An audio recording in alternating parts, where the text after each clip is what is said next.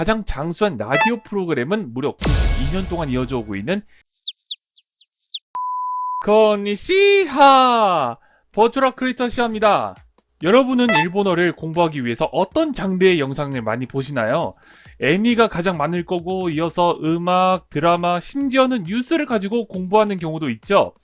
이 장르들에는 공통점이 있습니다. 바로 방송을 통해서 볼 수 있다는 건데요.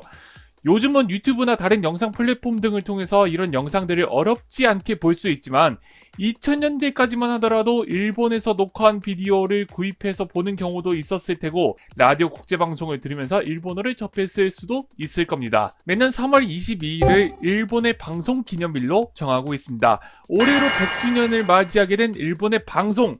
오늘부터 랭컬 스터디는 3월 한 달 동안 4편으로 나눠서 일본의 방송에 대해 깊이 있게 이야기해 보려고 합니다. 오늘은 그 첫 시간으로 100년 동안 이어진 일본의 방송은 어떤 발자취를 남겼는지 그 역사를 확인하는 시간을 가져보도록 하겠습니다.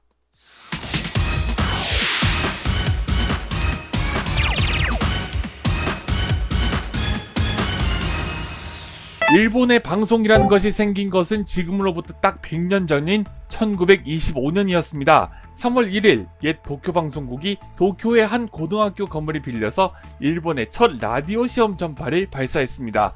그러고 나서 3월 22일에는 일본 정부로부터 허가를 받아서 라디오 본방송을 시작했습니다.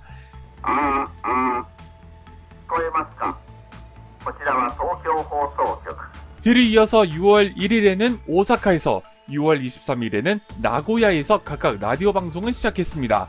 나중에 이 세 방송국이 하나로 합쳐져서 일본 방송협회 니폰 호소 교kai 지금의 NHK가 된 것이죠. 이때는 일제 강점기이기도 했는데요. 1927년에 네 번째로 한반도 땅에 라디오 방송국을 세웠는데 그게 바로 경성방송국 지금의 KBS였습니다. 호출보어만 따져도 도쿄는 JOAK, 오사카는 JOBK, 나고야는 JOCK, 서울은 JODK로 개국한 순서대로 매겨진 것을 알 수 있습니다. 그렇게 일본의 라디오 방송은 점차 전국으로 퍼졌고 2차 세계대전의 소용돌이가 지나갈 때까지 당시 국영방송이던 NHK가 모든 방송을 독점해 왔습니다.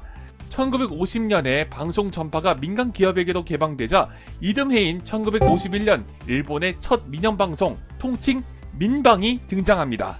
8월 15일에 오사카의 NJB 지금의 MBS 라디오가 처음으로 시험방송을 시작했는데 첫 본방송의 타이틀은 다른 방송국이 가져가 버립니다.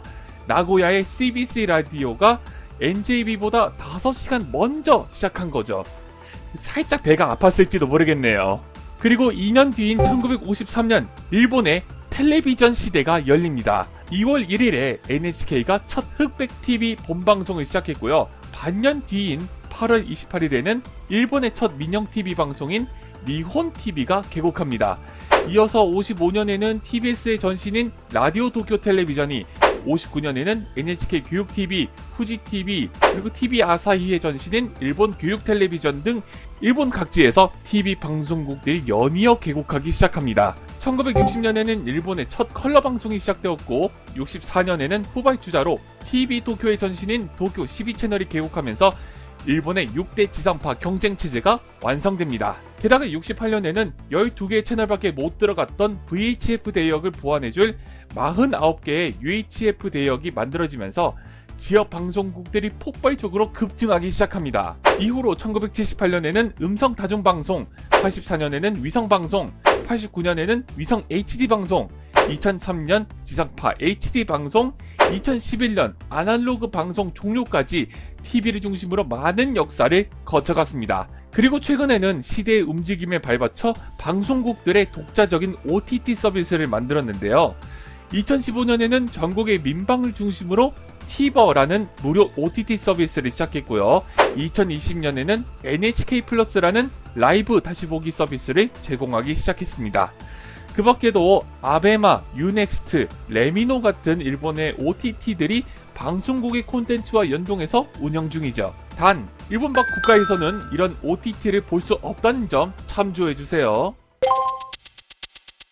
100년 동안 이어져 온 일본의 방송인 만큼 장수한 망금이 프로그램들도 많이 있습니다. 우선 가장 장수한 라디오 프로그램은 무려 92년 동안 이어져 오고 있는 일본판 국민체조 라디오 체조 방송입니다. 10분짜리 방송이긴 하지만은 동네 곳곳에서 라디오 체조 모임을 가질 정도로 일본 사람들 모두 이 라디오 체조를 기본 장착해 놓고 있다고 해도 과언이 아니죠. 사실 이 체조 방송은 1925년 미국의 KDKA 방송의 보험 광고 속 체조 방송이 원조라고 하네요. 민방의 경우 1951년부터 지금까지 방송하고 있는 우타노나이 가요격그 노래 없는 가요곡이라는 프로그램이 있는데요. 말 그대로 MR 또는 연주곡만을 방송하는 프로그램입니다.